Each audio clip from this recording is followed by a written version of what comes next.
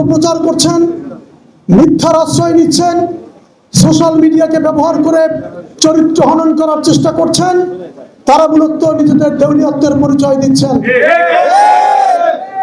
তারা যদি জনপ্রিয়তা থাকে, যদি যোগ্যতা থাকে, যদি গলাচিপা দশমিনার মানুষের ভালোবাসার প্রতি আস্থা থাকে, বীরের মতো আগামী নির্বাচনে, আগামী 12 তারিখের নির্বাচনে জনগণের কাতারে দাঁড়ান।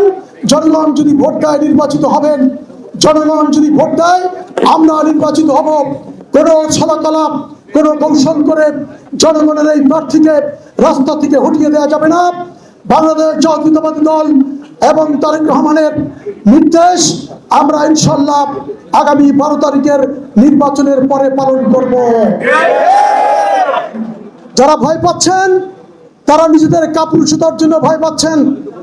যারা ছলচাতুরি করেছেন, মব সৃষ্টি করে টাকা রোজগার করেছেন, বাটপারি করে অন্যের ভোটে এমপি হওয়ার স্বপ্ন দেখেছেন, এখন দেখতে পাচ্ছেন যে তলায় তো কিছু নেই। ছলচাতুরি করে বিএনপির সমর্থন নেবেন এবং ধোঁকাবাজি করে আওয়ামী লীগের ভোট দিবেন।